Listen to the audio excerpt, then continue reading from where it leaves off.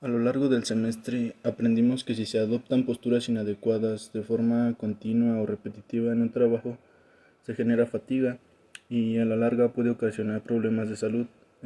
Uno de los factores de riesgo más comúnmente asociados a la aparición de trastornos de tipo músculo-esqueléticos es la carga excesiva postural. Basado en esto, podemos asumir que la evaluación de la carga postural o carga estática y su reducción en caso de ser necesario es una de las medidas fundamentales para adoptar en la mejora de puestos de trabajo. Para realizar la evaluación del puesto de trabajo existen diferentes métodos ergonómicos. Uno de ellos es el método REVA. El objetivo del método REVA es valorar el grado de exposición del trabajador al riesgo por la adoptación de posturas inadecuadas. Aunque el método considere otros factores como las fuerzas ejercidas o la repetitividad, debe emplearse solo para evaluar la carga postural. El método debe ser aplicado del lado derecho y al lado izquierdo del cuerpo por separado. Sin embargo, un evaluador experto puede elegir la prioridad del lado en el que aparentemente esté sometido a una mayor carga postural, pero en caso de tener alguna duda es preferible analizar ambos lados. La medición del método se divide en dos grupos: el grupo A, que constituye el tronco, las piernas y el cuello, y el grupo B, que está constituido por el brazo, el antebrazo y las muñecas, utilizando como referencia la medición de los ángulos. En este ejemplo vamos a analizar solamente el lado derecho del operador simulando a los empleados de un almacén. Para ello, primero vamos a revisar las partes que constituyen el grupo A. Observamos que la flexión del tronco es superior a los 60 grados, por lo que se le otorga una puntuación de 4. La flexión del cuello está entre los 0 y los 20 grados, por lo que se le da una puntuación de 1. El operador se encuentra parado y sin ningún movimiento en las piernas, por lo que se le da un punto. Ahora, con ayuda de la tabla, ubicamos la puntuación del grupo A, que nos da como resultado una puntuación de 3. A continuación, revisamos las partes que constituyen el grupo B. Observamos que la flexión del brazo es superior a los 45 grados y menor a los 90, por lo que se le otorga una puntuación de 3. La flexión del antebrazo es menor a los 60 grados, por lo que se le da una puntuación de 2. La flexión de la muñeca es mayor a 0 grados y menor que 15 grados, por lo que se le da un punto, pero tiene un movimiento en la muñeca, por lo que se le suma un punto más, dando una puntuación total de 2. Ahora, con ayuda de la tabla, ubicamos la puntuación del grupo B, que nos da como resultado una puntuación de 5. Se le hace un incremento al grupo A de 2 porque carga un peso mayor a los 10 kilogramos, más un punto que existen cargas aplicadas bruscamente, dando como resultado 6 para el grupo A. También se le hace un incremento en el grupo B porque el agarre regular es aceptable, pero no es el ideal para realizar la carga, dando un total de 6 para el grupo B. Ahora, con ayuda de la tabla, calculamos la puntuación C, que nos da como resultado 8. Se hace un incremento en la puntuación C de 1 porque se producen movimientos repetitivos más de 4 veces en un minuto. Nos da un resultado total de 9. Con esto podemos determinar que el nivel de actuación es alto porque se encuentra en un rango de 8 a 10 y es necesario la actuación cuanto antes.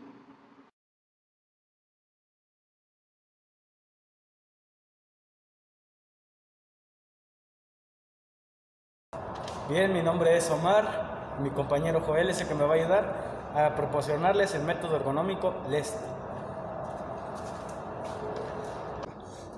El método ergonómico LEST es un método desarrollado para ser utilizado en todos los puestos de trabajo sin distinción, el cual va a evaluar las condiciones y el ambiente del trabajo. Para poder iniciar esta evaluación con este método, vamos a necesitar de las siguientes herramientas.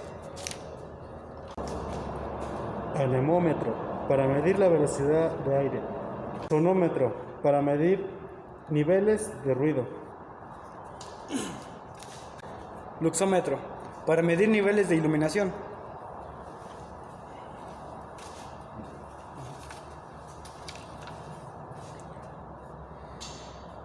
Cronómetro para medir tiempos.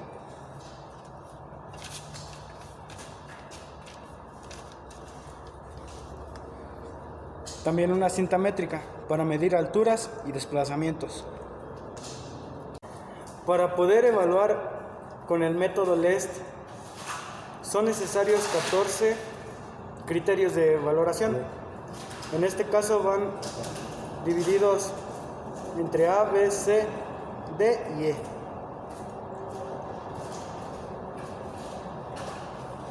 ¿No sale tu cara? No tenía que salir.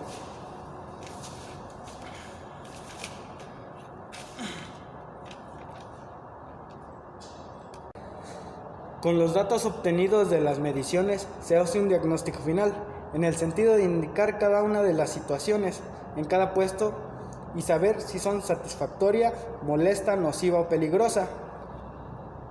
La valoración se hace de la siguiente manera. Tenemos 0, 1 y 2, que es una situación satisfactoria. Tenemos 3, 4 y 5, que son débiles molestias. 6 y 7 son molestias medias. 8 y 9 ya es fatiga. Y número. Una vez asignadas las puntuaciones, lo que vamos a hacer es contar todos los datos obtenidos y hacer un histograma, en el cual en un momento les enseñaré unas imágenes donde vamos a estar metiendo cada uno de los datos y poder así saber si el puesto de trabajo tiene algún problema o se tiene que trabajar en ello.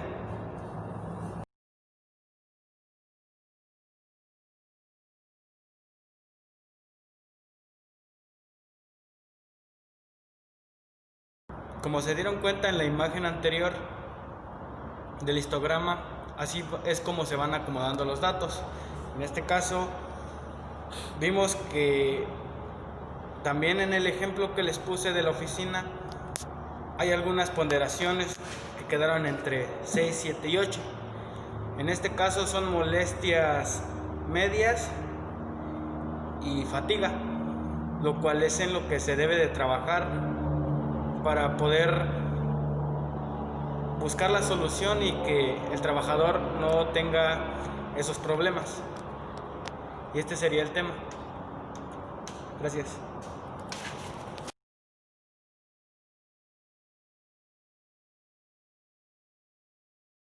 Hablaré sobre el método RULA. El método RULA se divide en dos grupos. Grupo A, brazo, antebrazo y muñeca. Grupo B, cuello, tronco y pierna. La aplicación del método se determina los ciclos del trabajo y la observación y observar al trabajador durante varios de estos ciclos, seleccionar las posturas que se a evaluar, determinar si se evalúa el lado izquierdo del cuerpo o el lado derecho, tomar los datos angulares requeridos, determinar las puntuaciones para cada parte del cuerpo, obtener las puntuaciones parciales y finales del método para determinar la existencia del riesgo y establecer el nivel de actuación. Se requiere determinar qué tipo de medidas deben adoptarse, rediseñar el puesto o introducir cambios para mejorar las posturas si es necesario. En caso de haber introducido cambios, evaluar de nuevo la postura con el método RULA para comprobar la efectividad de la mejora. La evaluación del grupo A es la puntuación del brazo. Se obtiene a partir de un grado de flexión o extensión. La puntuación obtenida de esta forma valora la flexión del brazo. La puntuación desde 20 grados de extensión a 20 grados de flexión es un punto, extensión 20 grados o flexión 20 y 45 2 puntos, flexión 45 o 90 son 3 puntos, flexión son 4 puntos. Puntuación del brazo: hombro elevado o brazo rotado es más un punto, brazos abducidos más un punto, existe un punto de apoyo menos un punto. La puntuación del antebrazo. La puntuación del antebrazo se obtiene a partir de un ángulo de flexión medido como el ángulo formado del eje del antebrazo y del eje del brazo.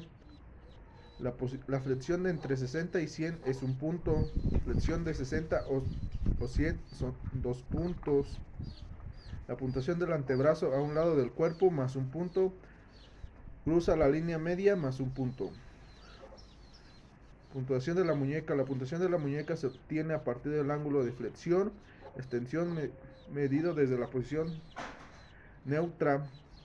Posición neutra es un punto. Flexión o extensión de 0 a 15 grados, 2 puntos. Flexión mayor a 15 grados son 3 puntos. El grupo B se evalúa la puntuación del cuello. La puntuación del cuello se obtiene a partir de la flexión, extensión media del ángulo. Entre 0 y 10 grados es un punto. Flexión 10 a menor de 20 grados son 2 puntos. Flexión mayor de 20 grados son 3 puntos. Extensión en cualquier grado son 4 puntos. La cabeza rotada más un punto. Cabeza con inclinación lateral más un punto. Puntuación del tronco. La puntuación del tronco depende de si el trabajador realiza la tarea sentado o de pie. Sentado bien apoyado y con un ángulo de tronco cadera mayor a 90 grados es un punto. Flexión entre 0 a 20 grados son 2 puntos. Flexión entre 20 y menor de 60 son 3 puntos. Flexión de mayor de 60 son 4 puntos. Tronco rotado más un punto. Tronco con inclinación lateral más un punto. Bienvenidos a este video tutorial sobre el método NIOSH de manejo de cargas. Como introducción, el Instituto Nacional de Salud y Seguridad Ocupacional NIOSH desarrolló en 1981 un método que incluía una ecuación para el cálculo del peso recomendado para tareas de levantamiento de cargas con dos manos y simétricas, en un intento de controlar los riesgos de lesiones por manipulación manual de carga que sufrían los trabajadores. En 1991 este método fue sometido a una serie de análisis con la finalidad de constatar su eficacia y eficiencia en el cálculo del levantamiento de cargas. ¿En qué consiste? La ecuación de NIOSH es posible evaluar tareas en las que se realizan levantamientos de carga. El resultado de la aplicación de la ecuación es el peso máximo recomendado. Los fundamentos criterio. Entre los que más destacan es el biomecánico, que se basa en que al manejar una carga pesada o una carga ligera incorrectamente levantada, aparecen momentos mecánicos que se transmiten por los segmentos corporales hasta las vértebras lumbares. El criterio fisiológico reconoce que las tareas con levantamiento repetitivo pueden fácilmente exceder las capacidades normales de energía del trabajador, provocando una prematura disminución de su resistencia y un aumento de la posibilidad de la lesión. Por último, el criterio fisiológico se basa en datos sobre la resistencia y la capacidad de los trabajadores que manejan cargas con diferente frecuencia y duración. En esta fórmula D es la diferencia tomada en valor absoluto entre la altura de la carga al inicio del levantamiento. Factor de asimetría. En general, los levantamientos asimétricos deben ser evitados. Para calcular el factor de asimetría se emplea la siguiente fórmula.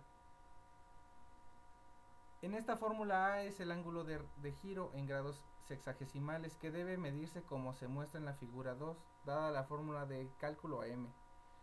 El factor toma el valor 1 cuando no existe simetría y su valor decrece conforme aumenta el ángulo de simetría. Se considera además que si existe control significativo de la carga en el destino M, deberá calcularse con el valor de A el origen y con valor A el destino. Factor de frecuencia. Este es calculado mediante una tabla en la que podemos observar que Frec11 es los minutos y la elevación, la corta duración que es menor de una hora, duración moderada de 1 a 2 horas y una larga duración de 2 a 8 horas que se realice el trabajo. Cálculos de factor de frecuencia se basan en la siguiente tabla, que es el tiempo es menor a una hora es corto, de 1 a 2 es moderada y de 2 a 8 es larga. También los tiempos de recuperación que deben tenerse por cada uno. Factor de agarre, tipo de agarre que es menor a 75 y mayor a 75, que puede ser 1 y puede ser bueno, regular o malo. Cálculo de factor de agarre. En general se considera agarres buenos los elevados a cabo con contenedores de diseño óptimo con asas y agarraderas. Aquellos sobre objetos sin contenedor se permite un buen aislamiento. Un agarre regular es normalmente a 90 grados donde donde el objeto tiene una agarradera. Se considera agarre pobre o malo cuando la superficie tiende a ser muy lisa, que no tiene nada de fricción. Un ejemplo práctico es el siguiente. Ricardo labora como almacenista en una tienda departamental. El área de trabajo que él ocupa es administrativa y su trabajo consiste en transportar cajas de producto de 10 kilogramos de peso desde el almacén para inspeccionar. Recapitulemos lo que vimos anteriormente. Se tiene una frecuencia de 6 cajas por minuto. El trabajador realiza la tarea entre 1 y 2 horas al día. Como podemos ver en la tabla, es una duración moderada y debe ser al menos de 0 a 3 veces el tiempo de trabajo. Otro dato que nos agarra es el tipo de agarre, que tiende, en este caso es regular, 0.95. Los cálculos de las diferentes variables son los siguientes. Los datos que tenemos es W, que es el peso del objeto, 10 kilogramos, la altura 95, la altura dirigida 100 centímetros, como ya mencioné anteriormente. Después de los cálculos procedemos a lo que es el índice de levantamiento, que como conclusión el índice de levantamiento está arriba de 1 y por debajo de 3, que dice que tenemos que hacer un estudio del puesto de trabajo y realizar las modificaciones pertinentes para que la actividad se realice lo mejor posible, ya que tiene áreas de oportunidad, como podría ser ampliar el almacén, disminuir la distancia, reorganizar los puestos de trabajo, entre otras. La ergonomía que se genera para poder saber los daños que se causan en un área de trabajo se ocupan para observar las características del trabajo, desde cómo tiene que moverse el trabajador, qué tiene que cargarse, si tiene que estirar, o hasta en las posiciones donde está sentado se puede analizar, ya que si no está sentado de una manera adecuada, con un escritorio a la altura y la computadora a un grado de visión adecuado, puede generar daños o lesiones en lo que es la espalda y el cuello, ya que se está forzando el trabajador a estar muchas horas en otro ángulo que no es el adecuado y puede causar malestares. También las empresas contratan a sus trabajadores para que realicen una actividad y ellas se procuran en que esté la actividad hecha, pero no es lo mismo un trabajador alto a un trabajador pequeño que puede llegar a estirarse o a estarse mucho tiempo agachado. Por eso ocupamos las maneras de observación para identificar cuáles son los problemas y el método para solucionarlos y hacer los cálculos necesarios para que el trabajador no se lesione o le cause daños a su cuerpo.